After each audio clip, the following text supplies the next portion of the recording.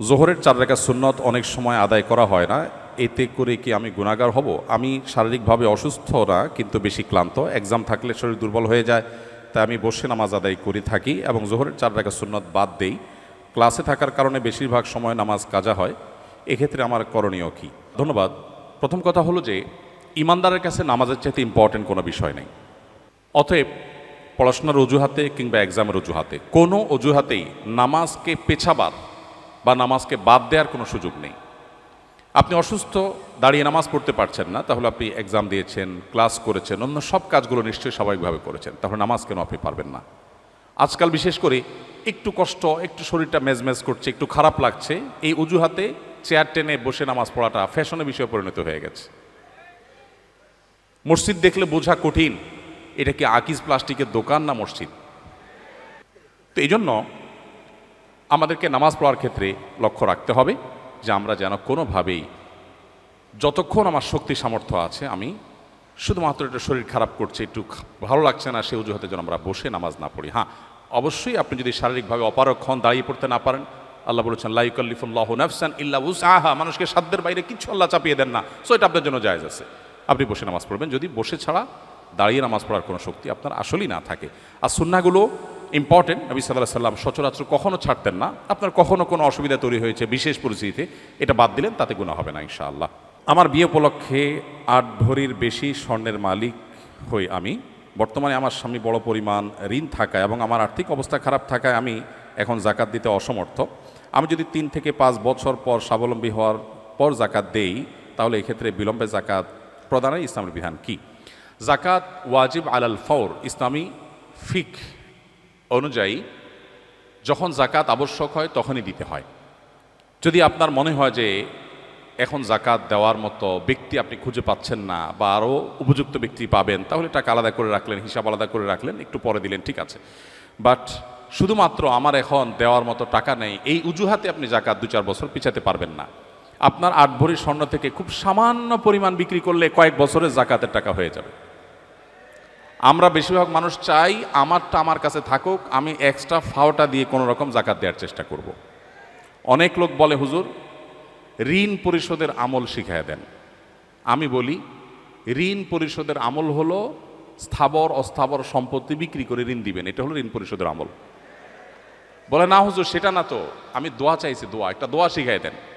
তাই আমি বলছি আমি বুঝছি, আপনি চাচ্ছেন আমি এমন কোনো দোয়া শিখাই দিই যেই দোয়া পড়লে আসমান থেকে ধূপ করে একটা বস্তায় টাকা পড়ে যাবে, আপনি ঋণ দিয়ে দিবেন, আপনার স্থাবর অস্থাবর সম্পত্তিতে হাত দেওয়া লাগবে না, আপনি সেই দোয়া চাচ্ছেন।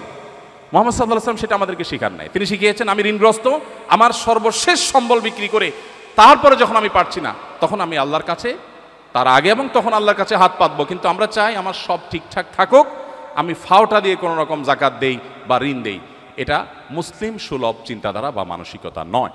নবী সাল্লাল্লাহু আলাইহি ওয়াসাল্লাম বুখারীর হাদিসে বলেছেন কিয়ামতের আলামতসমূহের মধ্যে থেকে একটা হলো জাকাতকে মানুষ জরিমানা মনে করবে, দণ্ড মনে করবে, দিতে চাইবে না।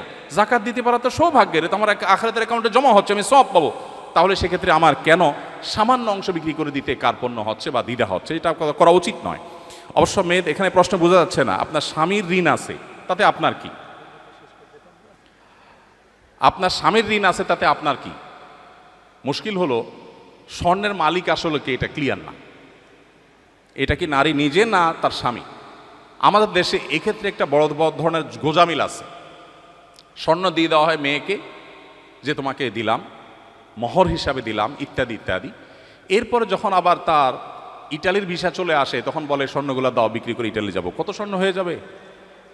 স্বর্ণের মালিক যদি তিনি হন তাহলে আপনি কিভাবে চান? আপনি একটা দরখাস্ত লিখতে পারেন, বরাবর মাননীয় স্ত্রী বিষয় ঋণ মঞ্জুরের আবেদন, জনাবা যথাবিহিত সম্মান প্রদর্শন পূর্বক নিবেদন এই যে আমি অধম, ঋণগ্রস্ত, গরিব,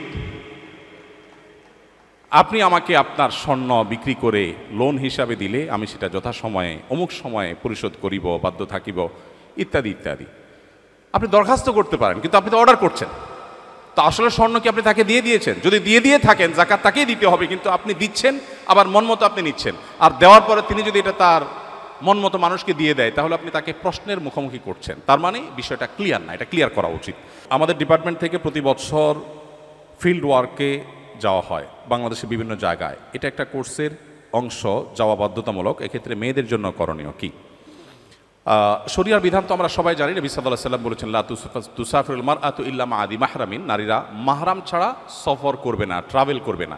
ট্রাভেল করে গিয়ে তিনি যেখানে থাকবেন সেখানে থাকতে পারেন। আপনি হলে এসেছেন, আপনার বাবা ভাই দিয়ে গেছেন, এরপর আপনি হলে মেয়েদের হলে থাকছেন পর্দাপ্রসিদার মধ্যে, আপনার প্রাইভেসি মেনটেন করে, আপনার আত্মসম্মান বজায় রেখে, শরিয়া সেটা নিষেধ করে না। কিন্তু সফরের যে সময়টা, এই সময়টাতে মাহরাম থাকাটাকে আবশ্যক করে। মাওলানা তাকি উসমানী সাহেব, পাকিস্তানের কোনো আলিমরা এবং আরবেরও কোনো আলিমরা অবশ্য, নারীরা যদি অন্য নারীদের সাথে কোনো ট্রাভেলে যান যেখানে অন্য নারীরা তিনি কোনো বিপদে পড়লে তাকে টেক কেয়ার করতে পারবে এরকমটি মনে হয়, তাহলে সেটাকে অনুমোদন করেন, অ্যালাউ করেছেন, বিশেষ করে হজের সফরে।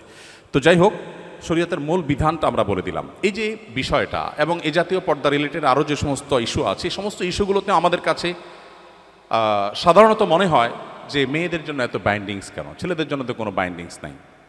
আমার প্রশ্ন হলো, আমাদের মহামান্য রাষ্ট্রপতি তিনি যদি বলেন, যিনি যখন থাকেন, আমি চেয়ারের কথা বলছি, যদি বলেন যে কতদিন একটু কারওয়ান বাজার যেয়ে, মাছ বাজারে যেয়ে একটু মন মতো মাছ কিনি না, সরো তোমরা সব, আমি একটু আজকে মন মতো একটু মাছ কিনতে যাব। উনি যদি বলেন যে আমি একটু আজকে ঢাকা শহরের লোকাল বাসে চড়ার একটা মজা আছে, কতদিন এই ঠেলাঠেলি ঢাকা দেখিতে নাই, আমি একটু লোকাল বাসে পাবলিকের মতো কষ্ট করে একটু ঠেলাঠেলি করে একটু আমি যাত্রা করতে চাই, তিনি যদি বলেন এবং তিনি যদি অর্ডারও করেন, তার সে অর্ডার কি তামিল করা হবে? তাকে কি যেতে দেয়া হবে? এর মানে তিনি আমাদের চাইতে কম সুবিধা ভোগ করছেন, বন্দি জীবন যাপন করছেন, তাকে কোণঠাসা করে রাখা হয়েছে, তার প্রতি জুলুম করা হয়েছে। ব্যাপারটা কি তাই?